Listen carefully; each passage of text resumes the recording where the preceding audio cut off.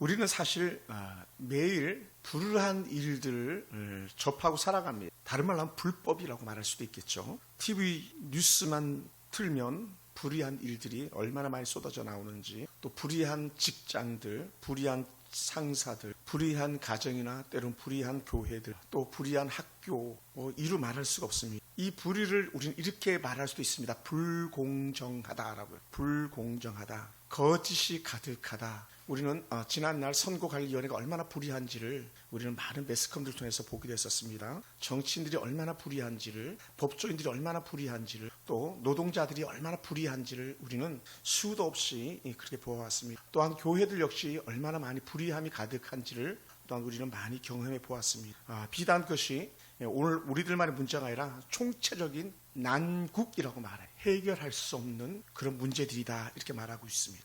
현재 이스라엘과 이란이 큰 전쟁 중 여전히 2년이 지났습니다. 끝나지 않는 러시아와 우크라이나 전쟁 역시 불의한 일들이 개입돼서 일어나는 전쟁들이죠. 또한 미국에서 지금 LA에서 큰 소동이 일어나고 있는 중이고 그처럼 미국으로 번져가고 있는 중인데 그것이 불의한 일들에 의해서 시작됐는데 그 불의한 일들을 해결하려고 하니까 폭동이 일어나는, 불법 체류자들이 있으면 안 되잖아요. 불법을 체류하는 사람들이 폭동을 일으키는, 그러니까 말이 안 되는 그런 일들이 일어나고 있는 거죠. 그러면 오늘 우리는 그런 불의한 일을 보고 우리는 어떻게 반응해야 하겠는가라는 것이 오늘 우리들이 풀어나가야 할 숙제이기도 합니다. 사도 바울은 사랑은 뭐냐 했을 때에 불의를 보고 기뻐하지 아니하며 라고 말했습니다. 다른 말로 이렇게 말할 수도 있어요. 부당한 일을 당하는 것을 보고 기뻐하지 아니하며 라고 그렇게 말할 수도 있는 것이죠. 그래서 이 말은 단순히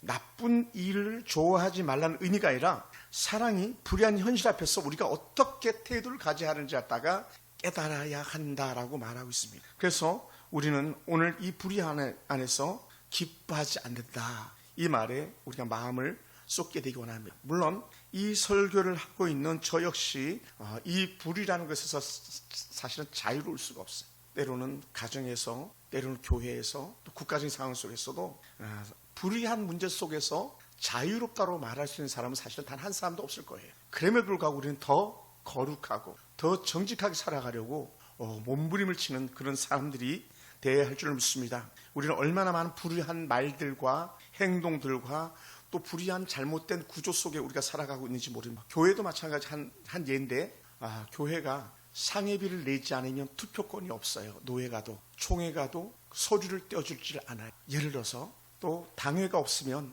장로가 없으면 예를 들어서 시찰장이나 노회장이나 총회장이나 총대로 나갈 수조차도 없어요. 다른 말로 하면 이거예요. 가난하면 할 수 있는 게 아무것도 없어요. 그게 불의할 수 있는 것. 그러니까 작은 사람들 목소리가 큰 사람들에겐 들려지지 않는 그런 시스템이 사실 교회도 자유로울 수가 없습니다. 그런데 지금 우리가 오늘 이 말씀을 보고 있는 본문이 어디입니까? 고린도라는 교회고 고린도 교회가 가지고 있는 당면한 역사적 속에서의 위치예요. 그러니까 사실은 고린도 교회지만 오늘 우리 교회일 수 있고 그것이 한국 교회일 수 있고 당시 로마 사회 속에 있는 고린도 교회라면 이 대한민국 속에 있는 고린도 교회와 같은 우리 교회들이 어떻게 해야 될 것이고 성도들 삶이 어떻게 해야 될 것인가 갖다 우리는 사실 고린도전서 13장을 통해서 계속 봐야 되는 거예요. 때로는 여러분이 이제 한 4차례 5차례 13장을 설교하고 있는 중인데 마음이 불편한 부분들도 있지 않았을까 생각되고 설교를 듣기가 힘들었던 분들도 혹시 계셨을지 몰라요. 그럼에도 불구하고 우리는 분명히 예스는 예스고 노는 노라고 말할 수 있는 그런 마음이 우리 가운데 다가와야 할 줄로 믿습니다. 왜 그랬습니까? 고린도 교회가 누군가의 실수나 추락을 바라보고 기뻐하고 즐거워하는 모습이 있었다는 거죠. 다른 말로 하면 어떠한 사람이 고통을 당하는 걸 보고 와 박수 쳐주고 있었다는 거예요. 예를 들어서 어떤 사람이 실수하는 걸 보고 너 그럴 줄 알았다 막 이렇게 나오는 거예요. 다른 말로 뭐예요? 비난받아 마땅하다 이렇게 생각했다는 것이죠. 그렇게 말하는 사람 속에 뭐가 있습니까? 자연스럽게 찾아오는 게 있는데 뭐냐면 자신의 우월감이에요. 다른 말로 이거예요. 나는 너와 달라. 나는 너희들과 달라. 어쩌면 이렇게 말할지도 몰라요. 우리 교회는 다른 세상 사람들과 달라 이렇게 말할 수도 있어요. 사실 그렇게 말할 수 있는 사람 아무도 없어요. 저도 마찬가지, 여러분도 마찬가지. 그런데 고린도 교회는 그랬다는 것이죠. 여러분, 오늘날 한국 사회나 우리 주변에서 볼 때에 불우한 일들은 거의 일상화가 되어 있지 않습니까? 정의보다 이익이 먼저의 문화, 진실보다는 누구 편이냐가 먼저, 어느 누구의 줄을 섰느냐, 어느 누구에게 박수를 쳤느냐에 따라서 지위가 달라지는 그런 사회가 바로 오늘날 이 사회의 모습인 것이죠. 회사나 단체에서 눈치와 줄서기가 판을 치고 있다면 이것은요, 불의한 사회, 정확하게 평가받아야 될 사람들이 평가받아야 되는데 평가받지 못하는 그런 사회라면 그러한 사회가 불의한 사회인 거예요. 근데 이게 이미 그렇게 전 세계에서 가장 살기 좋다고 말하는 이 대한민국에 그것이 만연하고 있다면 우리는 얼마나 슬픈 일이겠습니까? 그러니 그런 걸 바라보는 약자들은 침묵하고 있을 뿐이죠. 그래서 그나마도 그것을 좀 어떻게 해소해보고자 하는 마음 가지고 또 남의 그 불행을 갖다 기뻐하는 마음 가지고 속내를 드러내다 보니까 어떻게 돼요?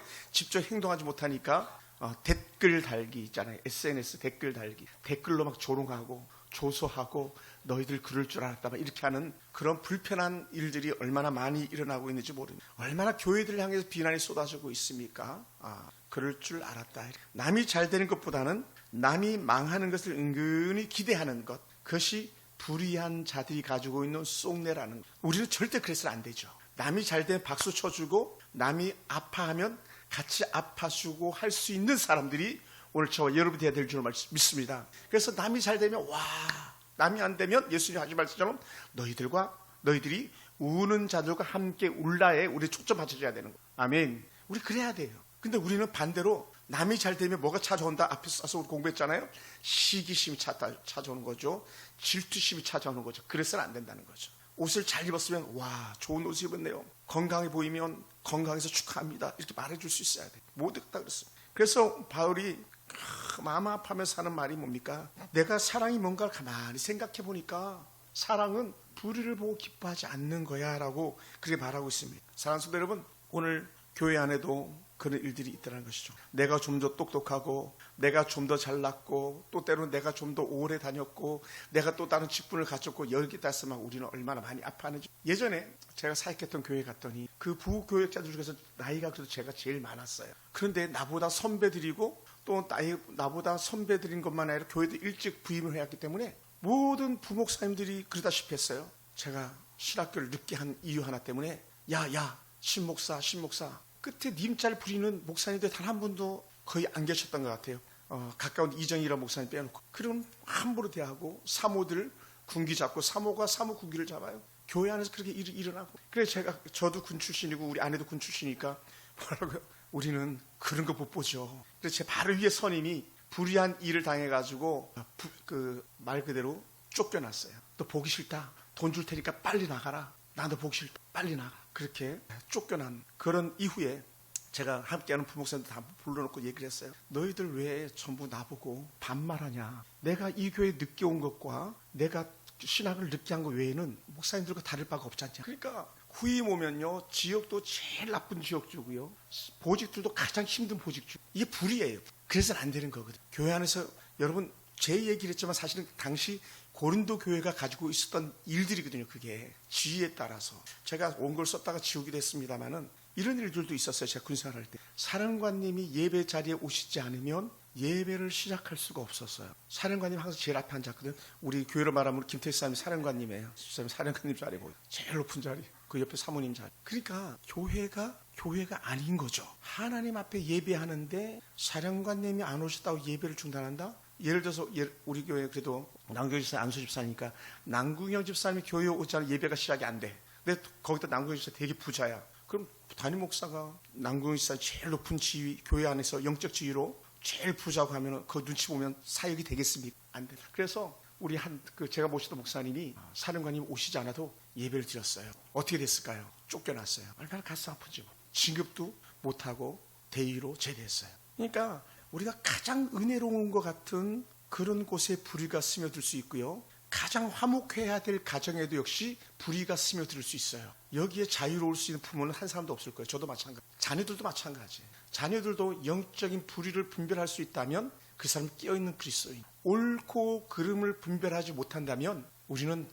그리스도인이라고 말할 수가 없어요. 보려고 본 게 아니라 오늘 새벽에 잠이 일찍 깨가지고 방송 하나 이렇게 보는데 호남의 목회자들이었던 것 같아요. 호남의 목회자들이 현 대통령을 높이면서 이렇게 말해요. 다윗 대통령, 윤석열 대통령은 사울 대통령 이렇게 얘기하더라고요. 저는 충격이 다 목사님들이었어요. 목사님. 그러니까 얼마나 우리가 목회자들이 우리도 잘못된 시선과 잘못된 생각을 가지고 살아가고 있는지를 알고 있어요. 가슴 아프다. 여러분 비정규직이라는 말이 생겨났잖아요. 그죠? 비정규직. 사실 이 비정규직이라는 말은 고 김대중 대통령 때 생겨난 거예요. 어떻게 하든지 좀 더 기업을 위하고 일자를 늘리다 보니까 비정규직을 세웠는데 이 비정규직이라는 이것이 얼마나 불이한지 몰라요. 이 비정규직이 생겨나기 시작하면서 무슨 말이 없어졌냐면 평생 직장이라는 말이 거의 다 사라지기 시작했어요. 직장이 보장되지 않는. 어떤 데는 12개월 1년을 일하면 1년치 퇴직금을 줘야 되니까 11개월로 계산해가지고 11개월만 계약을 하는 거예요. 얼마나 불이하고 악한 계약 조건들입니까? 근데 그게 국가 공공기관도 그렇게 하고 있더라는 거예요. 가슴 아픈 얘기죠. 제 친구 사모가 보건의료원 공무원으로 근무하는데 그런 식으로 계약을 체결해 놓더라고요. 슬픈 거예요. 직장인들도 마찬가지. 우리 하은이도 2년 파이어 됐는데 2년을 다니면 그만 아웃시키는 직장. 이게 비정규직들이 가지고 있는 비애예요. 그럼 어떻게 돼요? 사회가 평안할 수가 없어요. 늘 불안, 고용에 대한 불안, 새로운 직장을 찾아야 되는 불안. 그러니 이 젊은 청년들이 결혼할 마음이 나겠냐. 지금은 그렇지 않습니다만은 오토바이 타고 배달하는 사람들이 얼마나 많이 있습니까? 퀵 서비스하는 사람들 얼마나 많이 있습니까? 국가에서 오토바이는 보험에 들어주지 않던 그런 때도 있었어요. 저희 형도 보험 들지 못해가지고 병원비를 크게 물어줬던 적이 있었거든요. 그러니까 이게 다 불이한 일들이 일어나고 있는, 우리가 알게 모르게 요양보호사들 또 다양한 노동자들이 당하고 있는 인권적 피해들 얼마나 불이한지. 한국노총 민주노총이라고 이렇게 거대한 노동단체가 있지만 그 단체들이 얼마나 불이한지는 그 주변에 있는 사람들이 더 잘 알고 있는. 노동자의 고용세습, 노동자의 기업 탄압. 노란봉투법은요, 기업에 데모하다 불을 질러도 손해보상을 하지 않는 그런 법들. 이게 다 부당한 것들인데 우리는 거기에 우리가 동조하면서 고개를 끄덕이는 모습도 얼마나 많이 있는지 모릅니다. 참으로 가슴 아픈 일들이 많죠. 신명기에서는 이런 부당한 고용이나 부당한 관계들에 대해서 이렇게 말씀해 주고 있어요. 신명기 24장 15절에 보면은 그 품삯을 아침 해가 지기 전에 줄 것이니 이는 그가 마음이 간절하였음이니라 라고. 품삯을 주지 않는, 푼돈을 주지 않는 그런 일, 그게 부당한 거예요. 제가 사역해도 어느 교회에서도요, 사례비를 220만 목사님들 받는데 220만 원 11조 하면 200만 원 넘잖아요. 거기에 수많은 또 작정금, 다양한 헌금들이 있잖아요. 월세 한 7, 80만 원 냅니다. 그럼 목사님들이 월 100만 원 가지고 생활하는 거. 얼마나 불이합니까? 그러니 신학교가 지금 텅텅 비고 있는 한 현실적인 일이기도 해요. 그러니까 교회 안에, 교회 밖의 노동자들에 대한 그 탄압들이 얼마나 강력하게 일어나고 있는지를 우리는 이 사회의 구조적인 모순들을 통해서 보고 있습니다. 거짓된 보고서, 조작된 실적들. 우리는 이미 지난 전 정권의 거짓된 보고, 거짓된 조작들이 얼마나 불이했는지를 갖다가 우리는 뉴스들을 통해서 보았지 않습니까? 덥게 급한 그런 시대가 되어버렸습니다. 불편하더라도 사실을 말하고 정직하게 행동해야 되는데 그것을 말하지 못하는 사회의 이틀막 사회가 된 그런 때가 되었죠. 여러분, 국가와 사회는요, 균등과 동일한 평등이 있어야 돼. 제 친구는 아주 큰 빌딩 숲 속에 교회를 해요. 거기 상가 교회이긴 합니다만 큰 빌딩 숲, 완전히 수만 채의 아파트 단지인데 리 소재지. 왜 리 소재지를 안 바꾸냐 했더니 리 소재지를 바꾸는 순간에 입학 특혜가 없어진다는 거예요. 농어촌 입학 특혜가 있는데 몇만 명이 사는 그 도시를 리 단위를 그대로 쓰고 있는 거예요. 그 도시가 향남이라는데, 향남. 제 친구가 있는데 향남이. 그러니까 주민들이 아니 그래도 바꾸자 했더니 못 바꾸게 한다. 왜? 우리 아이들 좋은 대학 가야 되니까. 이게 불평등. 지금 제 외국인들에게 특혜가 무궁무진합니다. 제 외국인들이 대학 입학할 때에, 의대에 들어갈 때에 얼마나 많은 특혜가 있다는지. 그래서 입학의 우선순위 배정을 해놓다 보니까 어떻게 돼요? 반대로 역차별되는 그런 일들이 자국민 학생들에게 있더라는 거죠. 이게 불공평한 거죠. 악한 자들은 거짓말과 조작을 일상화 삼습니다. 세대 간의 갈등을 일상화 삼습니다. 요즘 투표로 뚜렷하게 드러났잖아요. 그죠? 20, 30대 여성이 어떤 정당을 지지했는지, 20, 30대 남성이 어떤 정당을 지지했는지, 아주 이게 세대 간의 갈등이고 젠더 간의 갈등이라고 말하기도 합니다. 여러분, 우리나라는 이미 지역사회의 벽을 넘을 수가 없는 넘사벽이라고 말하는 그런 사회가 이미 돼버렸어요. 너무나도 골 깊은, 이게 불의한 일들이에요. 제가 농담만 삼아서 그렇게 말합니다만은 호남 교회에 영남 목사님들이 가 있다면 그 교회는 정말 귀하다, 박수 쳐줘야 된다 했던 게 뭐냐면 영혼함의 아름다운 조화잖아요. 그죠? 그래 그 가수 조용남은 경상도와 전라도가 하나가 되는 어디요? 하계장터. 여기 하계장터를 기가 막히게 경상도 전라도 경계 속에 있는 장터들하고 제가 일부러 한번 가본 적이 있습니다. 어떤 대통령들은 이 영혼함을 합치려고 하기 위해서 일부러 수평으로 고속도로를 나보게 했습니다. 그게 88도로라고 해요. 그런데도 불구하고 그 도로는 나 있지만 그 지역사회 경계는요 여전히 무너지지 않고 있다는 거죠. 왜 그런가? 이유는 한 가지예요. 불의한 정치인들의 잘못된 조작이에요. 계속적으로 그것을 선동하고 하다 보니까 불의한 사회가 되어가는 거죠. 그래서 사도 베드로는 이러한 일들을 통해서 어떻게 말했냐면 모든 사람을 존대하며 형제를 사랑하며 하나님을 두려워하라 라고 말했어요. 불의한 일을 행하는 자들이 반드시 기억해야 될 것은 하나님의 공의가 있음을 기억해야 된다는 거예요. 예수님께서는 어떻게 하셨습니까? 예수님은요 불의에 침묵하지 않으셨고 그러면서도 사람을 정죄하기보다는 회복시키는 데 그 방점, 초점을 두셨습니다. 그래서 사랑은 거짓을 덮지 않고 잘못을 외면하지 않으면서 그럼에도 불구하고 그 사람을 끝까지 품어서 불의에서 회복되도록 이끄시는 게 예수님의 사랑이셨습니다. 여러분 예수님도요 화내실 때가 있었어요. 성경 박사들 금방 알 거예요. 마태복음 21장 13절 보면은 내 집은 만민이 기도하는 집이라 일컬을 받으리 하였거늘 너희는 강도의 소굴을 만드는도다 하시니 강도의 소굴을 왜 이런 말씀하셔야만 했냐면 예수님께서 예루살렘 성전으로 들어가시는데 비둘기 파는 사람들과 돈 바꾸는 사람들이 아주 인산인해를 이루고 있다는 거예요. 말 그대로 완전히 난장판이 되어 있는 거예요. 이 난장판이라는 불교 용어이긴 합니다만 완전히 난장판이 되어 있습니다. 성전의 본래의 영적 의미는 하나님을 경배하고 그 앞에서 죄사함 받으며 용서를 구하는 그런 처소가 돼야 되는데 그것이 이기주의 이 집단에 의해서 물들어져 있다는 거죠. 우리 교회는 큰 교회가 아니어서 작은 교회에서 그러지 않겠습니다만은 어떤 교회들은요 사업을 하기 위해서 대형 교회로 몰려들고요 정치인들이 한결같이 대형 교회에 다 머물러 있는 이유가 분명한 거예요. 왜? 표 하나 때문에, 거래처 하나 때문에. 사실 그게 정직한 믿음이라고 말할 수가 없는 거죠. 그래서 예수님께서는 어떻게 하셨습니까? 예수님은 분노하시면서 채찍을 드시고 비둘기 파는 사람, 동전 바꿔주는 사람들 갖다가 상을 완전히 다 뒤엎어버린 그런 예수의 모습을 우리는 볼 수 있습니다. 불의 앞에 예수님께서 분노하셨습니다. 이럴 때 우리 이렇게 표현합니다. 의로운 분노다라는 거. 의로운 분노. 하나님의 영광이 더럽혀질 때 우리는 의로운 분노가 필요하다. 예수는 불의에 대해서 분명히 반응하시는데 그 분노는요 거룩함을 지키기 위한 분노였다는 것이죠. 악한 자들이 간음하다 잡힌 여인을 예수님 앞으로 끌고 왔습니다. 여러분 원칙은 뭡니까? 간음하다 잡힌 여인은 있을 수가 없어요. 왜 없습니까? 이유는 한 가지. 간음하다 잡히는 게 아니라 간음하는 여인은 간음하는 남자를 그 자리에서 돌로 쳐 죽이게 돼 있어요. 돌로 쳐 죽여라. 아버지에게 욕하고 아버지에게 대드는 자 쳐 죽여라. 이게 일반적 그 성경의 원리였거든요. 근데 사람들은 이 여인을 일부러 예수님께 데려왔어요. 남자는 예수님께 데려왔던 표현이 없어요. 그 남자는 어디 갔지? 얘기하기도 합니다. 그러면서 예수님께서 이 간음하다 잡힌 여인을 어떻게 대응하는 걸 예수님을 시험코자 데리고 온 거예요. 이미 그 의도가 악한 거죠. 왜 그랬습니까? 예수님은 사랑의 사람이죠. 예수님 사랑을 있다는 것이 하나님이십니다. 그래서 예수님은 분명히 법을 지켜야 되는데 법이 먼저인지 저 여인에 대한 어떤 용서가 먼저인지 갖다 테스트해보고 싶었던 그런 본능들이 사람 속에 있었던 것이죠. 그럴 때 예수님께서는 즉각적으로 반응을 보이지 않습니다. 한번 따라서 때로는 화가 나면 말수를 줄입시다. 아멘. 예수님께서 말씀하지 않으시고 갑자기 허리를 숙이시고 땅에다가 뭔가를 쓰셨어요. 아마 얼마를 썼는지 모르겠습니다만 한참을 쓰시는 것 같아요. 그리고는 돌을 들고 그 여인을 돌로 치려고 사람들이 막 분노하고 예수님의 판결을 기다리고 있을 그때 그 사람들을 향해서 예수님께서 뭐라 그러셨습니까?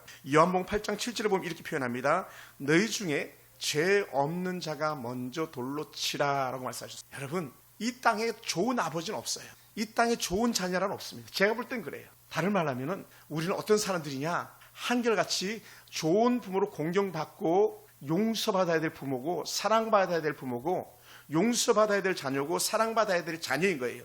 오늘 이 여인 마찬가지 사람들은 그 여인이 간음했다 해서 돌로 치려고 할 때에 예수님께서 하셨던 말씀들이 있잖아요. 마음에 이미 음욕을 품으면 그 자체가 이미 간음이라고 말했잖아요. 그러니 사람들은 누구든지 다 간음한 죄인들이라는 거죠. 거기에 그 여인이 지금 돌을 맞을 것이 아니라 그 돌로 자기 머리를 쳐야 될 사람들이었던 거죠. 그러니 너희 중에 죄 없는 자가 먼저 돌로 치라고 할 때에 각 사람들은 다 자리를 떠나고 말았죠. 그러면 이제 예수님과 여인의 1대1 관계 속에 남아 있습니다. 그럼 이제 예수님께서 이 여인의 문제를 처리해야 되는데 어떻게 처리하셨는가? 우리는 뭐 잘 알고 있겠습니다만 이렇게 말씀하셨어요. 야, 나도 너를 정죄하지 아니하노니 다시는 죄를 범하지 말라. 할렐루야. 여러분, 다시는 죄를 범하지 않게끔 돌이키게 하는 것이 예수님의 판결이었어요. 우리는요, 죽이는 것이 목적이 아니고 벌을 주는 것이 목적이 아니고 벌 받을 자리에서 돌이켜 회개하고 용서받는 자리로 끄집어 내오는 사람들이 돼야 될 줄 믿습니다. 할렐루야. 우리가 참 힘들어요. 그러다 보니까 사는 게 힘들지 않습니까? 정죄하기 쉽습니다. 저도 마찬가지, 여러분도 마찬가지 다 그러지 않고. 그럴 때 우리는 해안 지혜가 필요한데 얼마나 우리가 어리석습니까? 참 지혜가 필요한데 그 지혜롭지 못한 우리들의 말과 행실 때문에 이를 그르칠 때가 얼마나 많이 있는지 보게 됩니다. 예수님께서는 죄를 눈 감지 않되 정죄보다 회복을 선택하셨다. 그런 예수님입니다. 정죄를 끝내는 것이 아니라 거룩함을 회복시키는 과정으로 예수님께서 힘써 일하셨습니다. 그렇다고 여러분 꼭 기억하시기 바랍니다. 예수님께서 죄를 부정하지 않으셨습니다. 죄를 무시하지 않으셨습니다. 또한 죄 때문에 공개적으로 망치를 주지 않았습니다. 오히려 회복의 길을 열어주셨던 것이죠. 그러므로 사랑하는 성도 여러분, 어떤 실수한 사람들, 어떤 죄진 사람들 앞에서 나는 저들과 같지 아니합니다라고 했던 그런 바리새인의 기도가 아니라 하나님, 나도 나을 것이 아무것도 없습니다라고 말할 수 있는 그런 세리의 기도자의 모습이 오늘 우리가 느끼기 원합니다. 저도 마찬가지. 제가 누구를 정죄하겠습니까? 누구를 판단하겠습니까? 자유를 외쳤던 한 목사님이 계신데 흑인 노예 해방을 앞서서 주장했던, 그리고 마침내 흑인 노예 해방을 주장하다 결국은 암살당해서 삶을 마치는 그런 목사님이 계신데 바로 우리가 잘 아는 마틴 루터 킹 목사님입니다. 그 마틴 루터 킹 목사님이 이렇게 말씀하셨습니다. 정의가 없는 사랑은 맹목적인 것이다.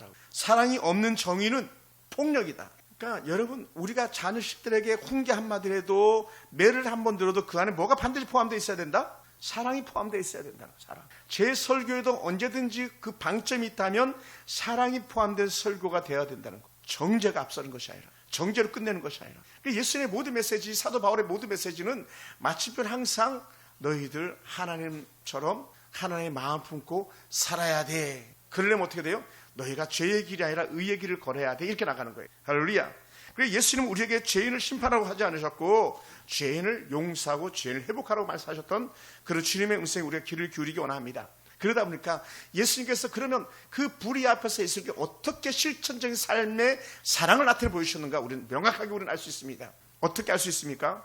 예수님이 빌라도의 재판정 앞에서, 불의한 빌라도 앞에서 그의 판정에 그대로 순복하셨다는 거예요. 빌라도는 예수님의 죄를 찾지 못했습니다. 그래서 나는 저 예수의 피와는 상관없다 하면서 손을 씻기까지 했습니다. 그것이 당시 문화였었거든요. 난 저 죽음과 상관없다 할 때 손을 씻는 것이 문화였습니다. 빌라도는 손을 씻었죠. 근데 빌라도는 예수님을 어떻게 했습니까? 사람들에게 내어주었습니다. 십자가에 못 박도. 그것이 빌라도의 불이었습니다. 오늘 수많은 정치인들이나 수많은 사람들이 불의한 줄을 알면서도 나는 저들의 죄와 상관없어 하면서도 우리의 그 사람들을 죄 가운데 던져넣는, 불 속에도 던져넣는 그런 모습을 얼마든지 볼 수 있습니다. 그래서 예수님께서 십자가에 달려 돌아가시면서 하셨던 말씀이 뭡니까? 누가복음 23장 34절을 보면 이렇게 평가합니다.